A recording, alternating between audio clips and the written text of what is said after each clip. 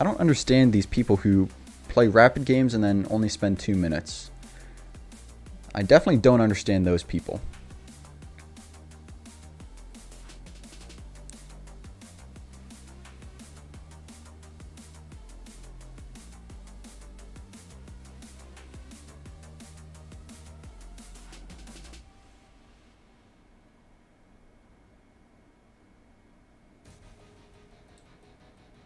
Don't want to go there. I guess we'll win the rook. And it's probably going to be a draw.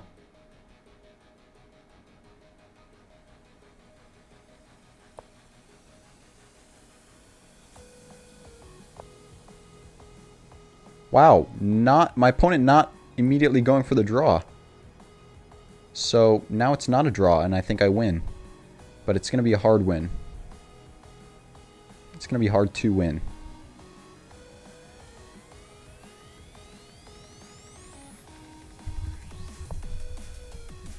So obviously I want to now force trade the queens, if I can. There we go. Luckily, these pawns are shattered, so I can pick them up easily. Black resigned. I'll take it. I'll take the resign. What was your question? It was, oh yeah, would I recommend to learn e4 if I want to improve, if you want to improve chess seriously? The deal with openings is, at first, it's okay to learn only one opening repertoire. And by opening repertoire, I mean like a series of openings that you play against other openings. And what I don't mean is a system opening like the London system or the hippopotamus system, or even like some openings like the modern defense or the Pierce defense are very, very similar, which I would not recommend if you're like a beginner intermediate. I think the best way to learn openings is to learn a set of openings that you play against other openings. And the reason is, if you're only playing the London system every single game, or if you're only playing a modern system every single game, or a hippopotamus system every single game, then you're only playing those moves. You're basically skipping the opening and conceding any advantage that you could get out of the opening. And one of the reasons why system openings are so appealing is because they're super easy to play. You just learn one set of moves and you play the system opening, same moves every single time. So yes, I definitely would recommend learning a set of openings and not just a system. So if you want to play d4 or e4, that is up to you. But if you play d4, I would not recommend the London system. I would recommend learning what you have to do against a bunch of different things, because you're going to face a lot of openings. You're going to face d4, and you might say, okay, against d4, I'm going to play the Queen's Gambit. And then Black has a lot of options here. They have c6, which is the Slav defense, e6, which is Queen's Gambit declined. They can play d takes c4, which is the Queen's Gambit accepted. And there are also, some inaccurate moves like knight f6, which you can easily punish with c takes d5. And if knight takes d5, then you have e4. And this is you have a very nice center. If queen takes, then you have knight c3. You gain a tempo on the queen. So learn how to respond to different moves and learn how to punish certain mistakes like this. d4 isn't the only move. Excuse me, d5 isn't going to be the only move you see against d4. You also see knight f6, and a lot of openings can arise from this as well. You have to decide what should you play here. c4, another very common second move for white, but now you have to decide, okay, what do I play against e6 and g6, the King's Indian defense? What do I play against c5, the Benoni, e5, the Budapest, or some g6, knight c3, and d5, which is the Grunfeld? Basically, know a set of openings that you're willing to go into and make sure you learn those really well, and then that is your opening repertoire. For example, you wouldn't want to study the English opening if you play... You wouldn't want to study the English opening as white if you decide that you want to play d4. Because while it might be useful in very minute ways, it's not what you're going to be playing. So it's not the most efficient use of your time. So for me, my personal opening repertoire, I have it in a private study in Lichess, and I add to it whenever I see a new line in a game. And you basically want to be continually adding to your opening repertoire. So against e4, I play e5. There's like 5 or so different moves that you need to know here. These are probably the 5 main moves. But against knight f3, I play knight c6. And then there's a couple more moves you need to know here. Bishop c4, bishop b5, and d4, and knight c3 are the main 4. And c3, actually. c3, the Ponziani. But against bishop c4, for example, a very popular one, I play knight f6. Bishop c5 is also popular, the Guico piano, but I play knight f6. I looked at the Guico piano when I was making my opening repertoire. I decided I don't like the Guico piano as much as this two knights defense. In fact, the two knights defense is my favorite opening to play as black. Here, a lot of moves are possible for white as well. There's d3. There's knight g5, which is very popular, and there's castles, which is a little bit dubious after knight takes e4, so that you should also learn how to punish this. And I do different things against all of these moves. So if we just go to the end of my opening repertoire, basically, this is just a sample line. We'll go bishop d3, knight d5,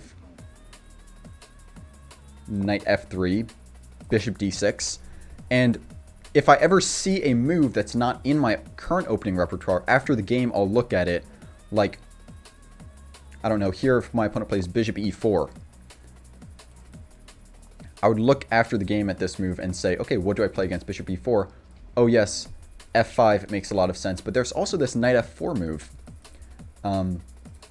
And so you just want to be constantly expanding your opening repertoire, and then once you get to a really, really high level of chess, like approaching master level, that's when you can start to experiment with different opening repertoires. Like above 2000 rated is when I would say. Anything below that and learning multiple repertoires is probably just wasting your time.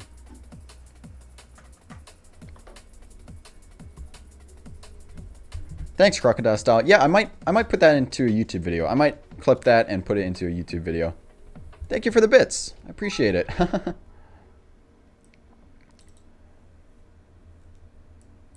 That's really nice. Does chess.com have anything similar? In terms of a opening repertoire, I just know Lichess. I actually don't know if chess.com has a thing where you can create a PGN chapter, basically. That's what it called. That's what it's called, where you have all these different variations that you can go into. And one thing you can actually do, I'll switch over to, there's this program called Skid. And it's a free program that you can download. It's open source. Thank you, Petson02, for the follow. Yeah, I also play on chess.com, but on stream I play on Lichess like 80% of the time, unless I'm doing tactics. I do my tactics on chess.com. I do everything else on Lichess. But okay, yeah, let me show you guys. So there's this opening excuse me, there's this program called Skid. I'll switch over to this, so hopefully I don't leak anything here. There's this opening called Skid, and what you can do is you can import a Lichess study into Skid. So let me just get some random study here. Let's do, okay, let's get a study. Study, what's the best? Okay, let's just do my Ponziani study. So what you do is once you have your opening repertoire, you download your study. So you go over here to this share button and you download the study PGN. And then it will say, you know, you can save it. Or actually, let's open it. Let's open it with this chess database, which will be the default. So we now have this open with Skid. We can see there's 5 games here. And what you want to do is go to Windows and then database switcher. Wait, let me, did they, I wonder if they, okay.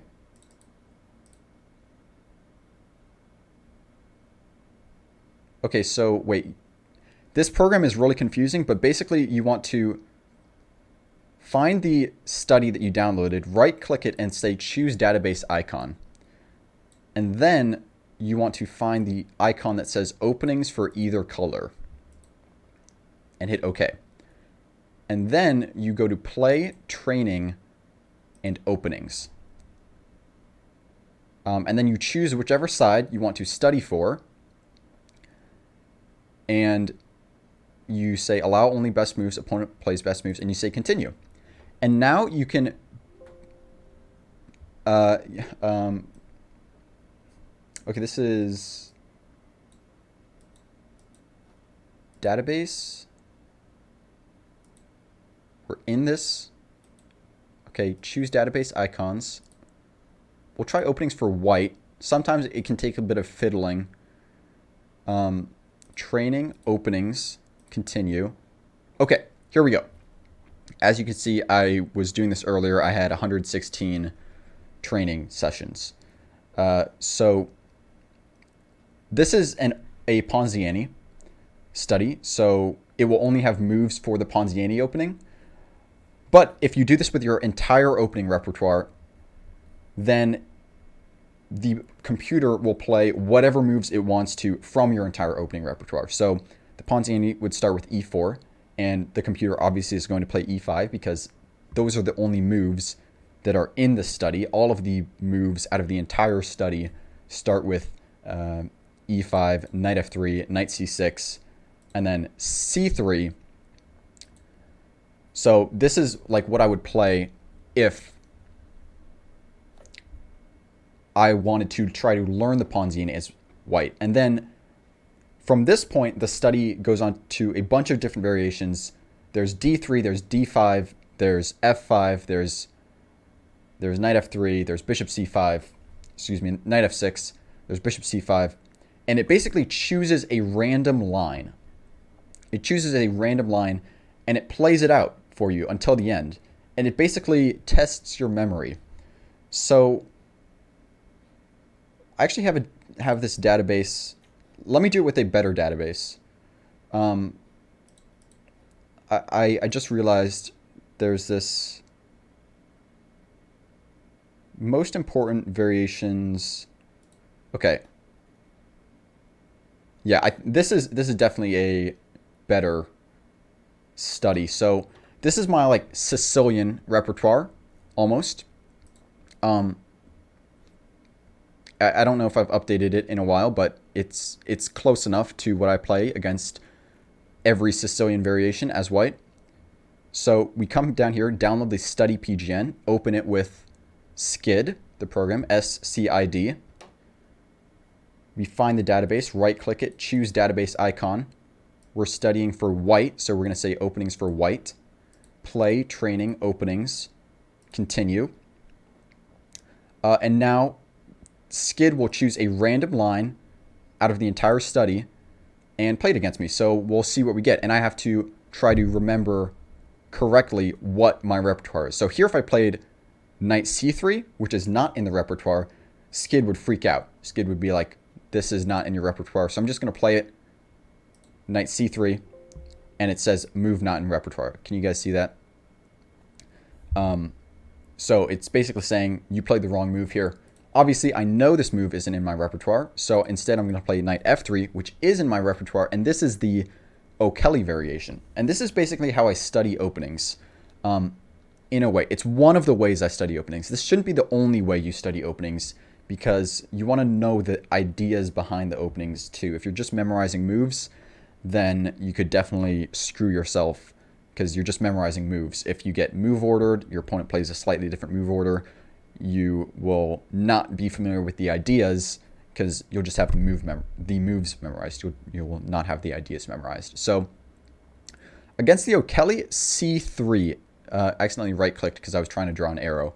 But I guess that went back a move, and now we have this knight c6 line in the Sicilian. But what I was going to say is against a6 in the Sicilian, the O'Kelly variation, it's sort of a trappy line for black, because a lot of times white in the open Sicilian will play d4 on move 3 no matter what black plays.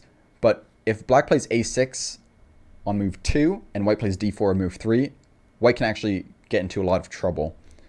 So c3 transposing to an Alapin Sicilian is very good against the O'Kelly, because a6 is not a very useful move for black in the Alapin Sicilian. But okay, now we have this line, so we'll play d4, knight takes d4, and we see a 4 knights Sicilian, and we now see a Sveshnikov Sicilian. So against this, the correct move is knight d to b5 and d6, and I think in my repertoire I have, or at least in this chapter, or this study that I downloaded, I think the move that I have in the repertoire is knight to d5, but I'm trying to get away from playing that because it leads to, it's sort of a dubious line. It's actually a very dubious line. I want to start playing bishop g5 now against this Sveshnikov, but it's not going to be in this. So if I play bishop g5,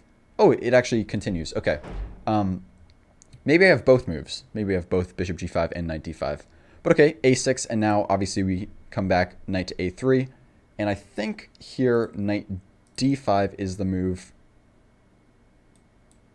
Knight d5, and black does not play a move, so this is the end of the line. This is the end of my prep against this Sveshnikov, which makes sense because I don't remember any lines against, any further lines against this. But after the line is over, you simply come back over here, play training, openings. It says end of variation, of course, so it was the end. And then you can hit abort, come back over here, play training, openings, continue, and it will choose a new line. So this is the Sicilian study, of course, so we'll see it choose a new line. This time it plays d6.